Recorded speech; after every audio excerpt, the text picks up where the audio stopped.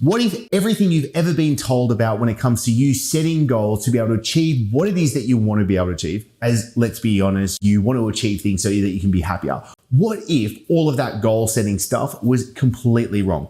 As I'm going to be perfectly honest with you, it was for years I was doing all the personal development stuff. I read all the books. I was consuming it like crazy. I was setting goals. I was making them smart. I was setting deadlines. And you know what one of the worst parts to setting a deadline for a goal is? It is the whooshing sound that it makes as it goes whizzing past you. No! God, please, no! No! No! And it's why I want to share in this episode why I think goal setting, it's still good, but it's not actually the important stuff. There are two really important points that when, for me, I've been able to apply in my life were game changing. Not only was I able to get more done in less time, but I was actually happier during the whole process. Now, before I get into it, I think there are 4 nuances that I do want to bring to light. I think too much of the time there are people sharing their thoughts, their ideas, trying to teach stuff, and they're not talking to the nuances. And no, I'm not saying that goal setting is a bad thing. Don't do it. And the other side of it is just being stuck on the goals, writing them down, reading them every single day. I don't think that's the answer as well. There's some nuance, there's some gray, and I want to highlight and really talk to that because I believe you're a smart cookie. You're going to be able to pick this up, and I want to make this really practical as well. Now, the first nuance I want to talk about when it comes to goal setting, when it comes to you achieving what it is that you want to be able to achieve, is there needs to be harmony. Now, I know there's a lot of people out there saying you need to be able to find balance. You need to be able to find work-life balance, for example. I don't think that is the case. For me, I better vibe with being able to create harmony. So for example, right now we're in LA shooting interviews for this week. And when I look at 6 important areas of my life, one of them being how am I being as a father? And let's use the other one being an entrepreneur. Let's just use these 2.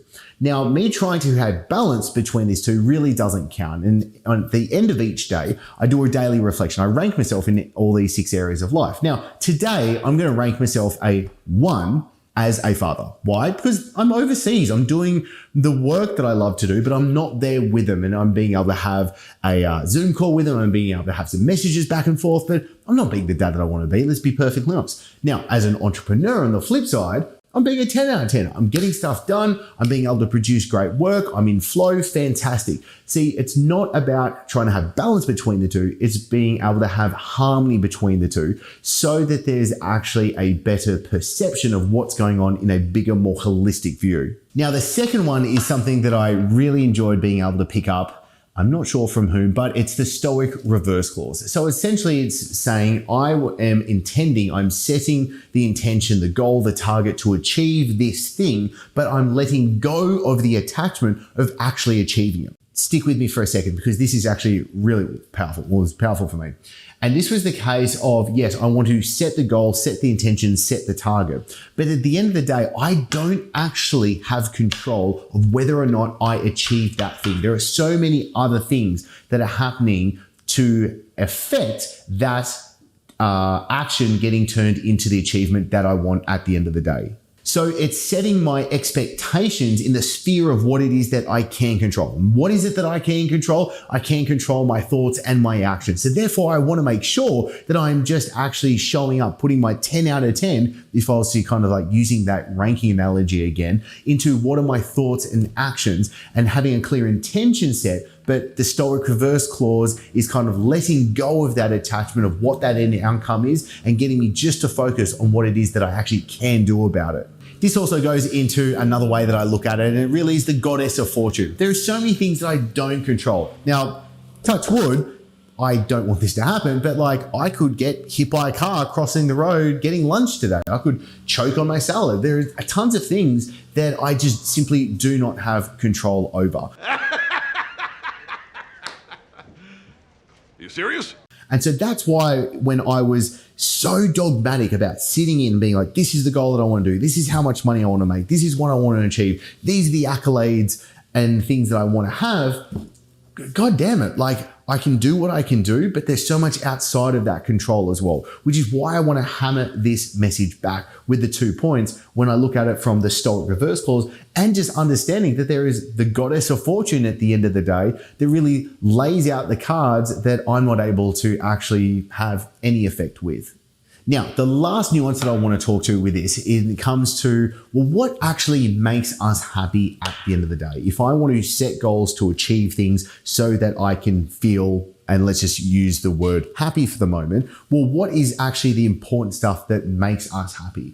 And it really does come down to things such as your family, friends. I'll use the word faith, but it doesn't have to be in the religious context. Family, friends, faith, work, the work you do, service to others. And I think health as well is a really big part for how you physically show up into this world. Now, what happens is if we just look at those areas, the work one, the business, the money, that stuff has a scoreboard that we can look at that really easily tells us, gives us the feedback of, am I doing good or am I doing bad? Do I have more money in the bank account or do I have less money in the bank account? Have I made more sales this month or have I had less sales this month? You get the point. So the idea is that the issue that I actually think comes about is with the business stuff, the work stuff, the money stuff, the stuff that we can get really caught up with. But I think you and I would both agree that out of those 6 that I just laid out, the work one wouldn't be in the top 3, top 4 maybe. Sometimes with a lot of people's values, it would probably be the bottom one out of the 6 as well. And again, this is to talk to another point of knowing what your values are. But when we really look at it, the money, the work, the stuff that we can get so caught up into because the scoreboard is so easy to read, it's harder. There is more nuances when it comes to, well, am I being a good father? Am I being a good husband? Am I connecting with people and building great relationships? Those are the things that we really should be focusing on and that we need some sort of way to give us feedback to knowing, are we heading in the right direction? Now, let's get to the actual main point that I want to share with you, and that is replacing goals. Let's just take that out. Let's just do a little bit of a thought experiment. Let's just take that away right now and let's focus on something I think is more powerful, and that is standards and systems. Standards is, what are the standards that you have upon yourself for the actions and the behaviors, the things that you are doing on a day-to-day level for what it is that you need to be able to do.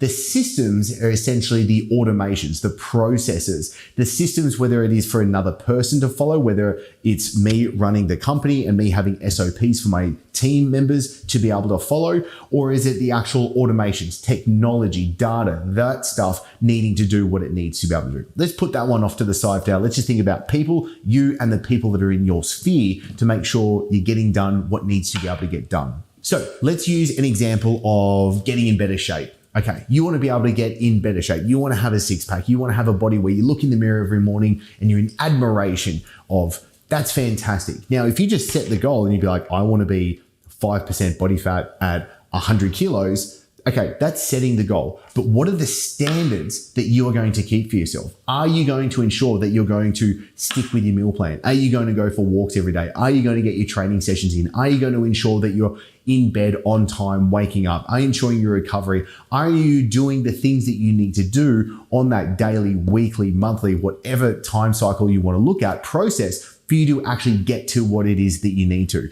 And this is where I find goal setting comes far too entrenched in dogmatic views. And what we need to look at is, well, what are the standards you are keeping to yourself? I think one of the most important things that we need to be able to really hammer home every single day is ensuring the story that we tell ourselves is congruent and is what it is that we want. Because if you're saying, I want to get in great shape, but you know what, tonight, you put your hand in the cookie jar, you do something that you know that you really shouldn't be doing, and you're not making that forward progress to where it is that you want to be able to go, you're telling yourself a story of you're a person that doesn't follow through with what it is that you set.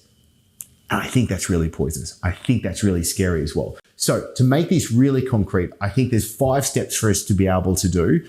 And these are the 5 steps that I put upon myself. And I really took the business workings and being a good CEO, being able to apply that into the other areas of my life. So to make this really practical, the first step is to do a time audit on yourself. Now, this is something that I learned from an amazing business mentor of mine, Alex Shafran, when it comes to being able to build a great organization and have it running smoothly. And apply this to myself. A time audit is simply you noting down everything that you do in the day and having the times that you start the task, the time that you end the task, and at the end of the day, being able to categorize what you do as well. And this is going to become really important in just a second. Also, side note, one of the easiest ways, for example, to get someone to lose weight is to get them just to keep a food diary, because that self-accountability of them actually writing it down gets them to make smarter decisions without any other input. So you just doing a time audit is naturally going to help you do what you need to do to achieve what you want to be able to achieve. Now, number 2 is I want you to write down your number 1 goal. Now, I'd love for you to put into the comments, what is that number 1 goal that you want to be able to achieve? What's the thing that you really want to be able to achieve? And we can set a time frame between 6 to 12 months, but no longer than that, okay? So number 1, you're going to do a time audit on yourself. I suggest you do it for at least 3 days. 7 days is great. Secondly, you're going to write down what your number 1 goal is. Thirdly, I want you to write down what are the standards and systems that you are going to keep to yourself to achieve what it is that you're going to achieve. So if you want to be able to, let's use the get in shape example. For you to be able to get in shape, what are the standards that you know that you have to keep to?